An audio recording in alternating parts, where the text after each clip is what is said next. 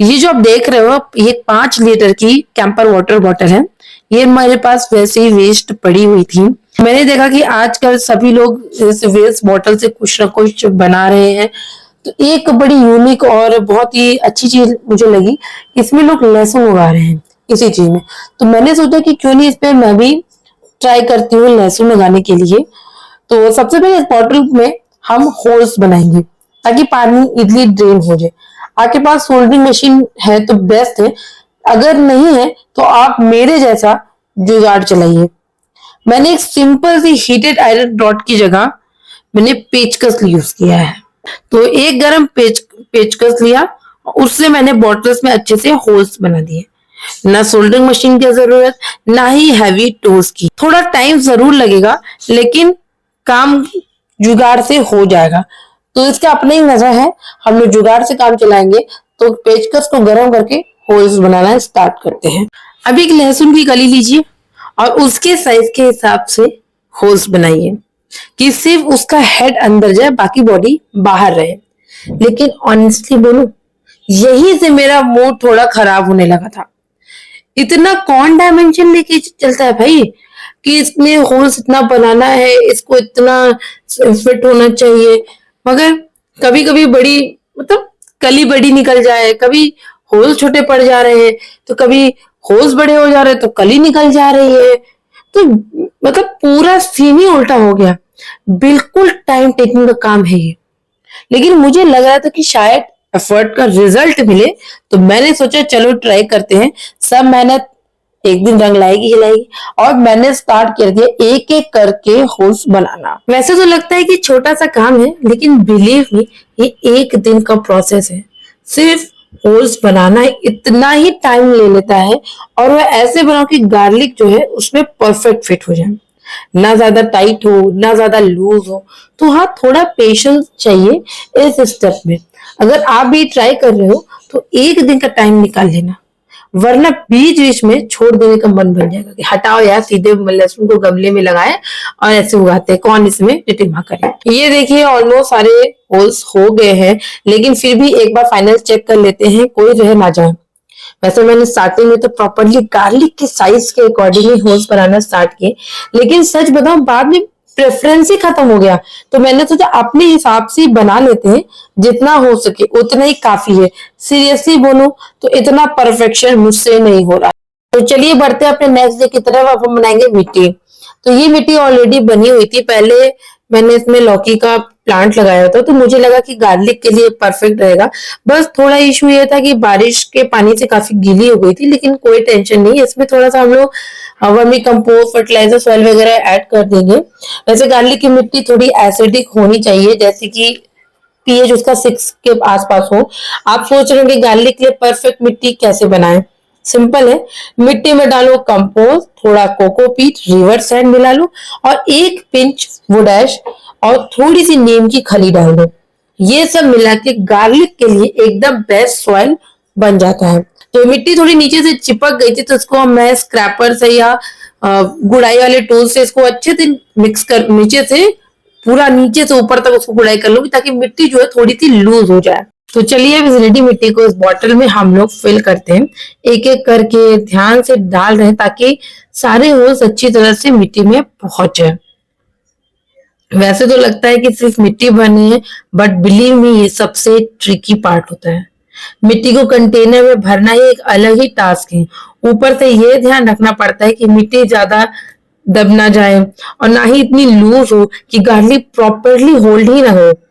यानी कि बैलेंस बनाए रखना पड़ता है। थोड़ा सेटल करो, हाथ से हल्का प्रेस करो, लेकिन बिल्कुल टाइट मत करो। इस पार्ट में सबसे ज्यादा पेशेंस चाहिए।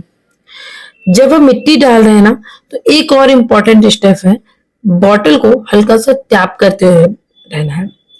आप किसी चीज से आप मिट्टी जब डालो तो किसी भी चीज से आप नीचे की जो मिट्टी को हल्का सा टैप कर लो। अगर मैंने तो फिलहाल एक वो एल्युमिनियम फॉइल का रोल बचा था, खाली हो गया था, तो उससे मैंने टैप करने की कोशिश की, मगर वहां तो मिट्टी बच नहीं पा रही, तो मैंने फिर बॉक्स कंटेनर को ही अच्छे से टैप करना स्टार्ट किया।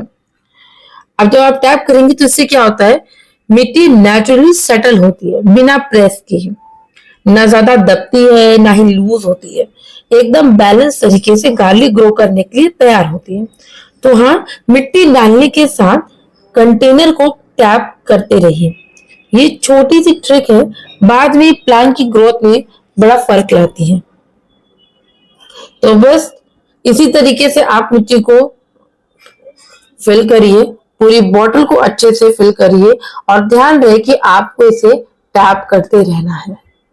अब मिट्टी भरना बहुत आसान लग रहा था, मुझे भी स्टार्टिंग में लगा कि सिंपल भरना, बट यकीन मानिए बहुत बहुत पेशेंस का काम है इसमें।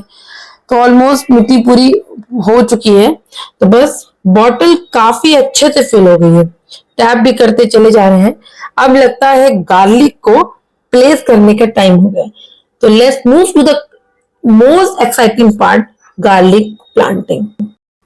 तो चलिए थोड़ा पास से भी इसको देख लेते हैं, बॉटल्स में मिट्टी कैसे सेट हुई है कि नहीं। तो ये देखिए, होल्स अंदर तक मिट्टी एकदम जम के बैठी नहीं है और इतनी लूज भी नहीं कि गार्लिक स्लिप कर जाए। यानी एग्जैक्टली वही टेक्सचर है जो हमें चाहिए था, जिसमें गार्लिक की कली इजिली फिट हो जाए और रूट्स ग्रो करने का पेशेंस मिले। बस अब अगला स्टेप है गार्लिक लगाना। तो चलिए अब इसको गार्लिक लगाने से पहले हल्का से इसको मॉइस्ट कर देते हैं, पानी से स्प्रे कर देंगे। इससे क्या होगा कि गार्लिक लगाते समय ये मिट्टी में सेट हो जाएगा। दूसरी चीज, गार्लिक नीचे से स्लिप नहीं करेगी, तो ये इसकी ग्रिप जो है पूरी बनी रहेगी। देखिए इतने बड़े कंटेनर में जगह काफी बनाई है, इसलिए गार्लिक भी नेचुरली ज्यादा लगेंगे, मतलब ज्यादा गार्लिक प्लांट्स को करने के लिए मौका मिलेगा। हम गार्लिक लगाना स्टार्ट करते हैं। जैसे मैंने पहला गार्लिक लिया, उसे लगाना स्टार्ट किया, वो जा ही नहीं रहा था इस जगह पे। तो फिर मैंने दूसरा उठाया, मैंने कहा चलो उसको लगा के देखते हैं, अब वो भी नहीं जा रहा था। तो जो गार्लिक है उसके साइज के हिसाब से भाई इसमें लगाना था। और वैसे भी सारे जितने गार्लिक्स होते हैं वो सेम साइज के तो होते नहीं है, थोड़े कुछ छोटे कुछ बड़े ऐसे होते हैं। तो मैंने सोचा जो ये बड़े वाले जो नहीं जा पा रहे, तो मैं इसको साइड कर लेती हूँ, इसको बाद में दूसरी जगह पे लगा लूंगी जिसको होल्स बड़े होंगे। तो बस मैंने लगाना शुरू किया और ये भी नहीं जा रहा था, तो मैंने थर्ड लगाया, वो भी नहीं गया, फोर्थ लगाया, वो भी नहीं गया। अब इस पॉइंट पे मेरा हो रहा था दिमाग खराब, जो एकदम छोटे साइज का था वो मैंने सबसे पहले लगाया। अब मैं क्या करूंगी, मिट्टी के ऊपर से ही इसके होल्स और बड़े करूंगी। तो यकीन मानिए इस जगह पे बहुत बहुत ज्यादा फ्रस्ट्रेट हो गई थी मैं, क्योंकि यार मैंने अंदाज से तो किया सही था बट वो नहीं जा रहा है। तो सबसे बड़ा ये पॉइंट आ गया था कि यार मतलब मैं स्टार्टिंग में मुझे ये करना चाहिए था कि लहसुन के साइज के हिसाब से मुझे एक एक कर करके मुझे होल्स बनाने थे, मगर उस टाइम पे मेरे अंदर पे पेशेंस ही नहीं रहा कि मैं उसको एक एक साइज बना चेक कर करके होल्स बनाऊं। मैं अपने हिसाब से मैंने इसमें होल्स बना दिए। खैर चलिए, इतनी मेहनत करने के बाद ये बन गया है। तो ये देखिए सारे गार्लिक को मैंने लगा लिया है। अब इसको हम लोग बाहर से वाटर देंगे, थोड़ा स्प्रे करेंगे ताकि नमी बनी रहे, जिससे इसे ग्रो होने में मदद मिले। तो इसको चारों तरफ से पानी के स्प्रे कर देंगे और बॉटल के कैप को हटा के ऊपर से भी पानी देंगे। और मैंने ऊपर तक पूरे होल्स को नहीं भरा, थोड़ा सा मैंने वेंटिलेशन के लिए होल्स खाली करे हुए। बस इसको छनी हुई धूप देंगे, डेली 4 से 6 घंटे की सुबह की धूप इसे मिलेगी।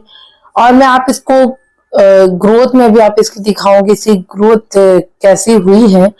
अच्छा, पानी देना थोड़ा सा मुश्किल लग रहा था मुझे, क्या करना था ऊपर से आधा काट दे रहा था डिब्बा, तब मुझे लगाना चाहिए था शायद। तो ये देखिए 4-5 दिन के बाद ये ग्रोथ यही है, थोड़ी सी इसकी टेल्स बढ़ गई बस, और कुछ मुझे ग्रीन वगैरह कहीं से नामो निशान नहीं। मे भी आगे बढ़ जाए, ये मेरे से तो नहीं हुआ, मे भी शायद मैं कुछ गलती कर रही होंगी और इतना प्रॉपर तरीके से मुझसे नहीं हो रहा। मुझे बस ये लग रहा था कि काश मैं गमले में ही लगा ली थी। तो अगर ये रिजल्ट अच्छा देगा तो मैं इसकी अपडेट आपके साथ शेयर जरूर करूंगी। खैर चलिए, इसी के साथ मैं आज का वीडियो और व्लॉग यही एंड करती हूँ। मिलती हूँ आपको नेक्स्ट वीडियो में, तब तक के लिए नमस्कार, अपना ख्याल रखिएगा।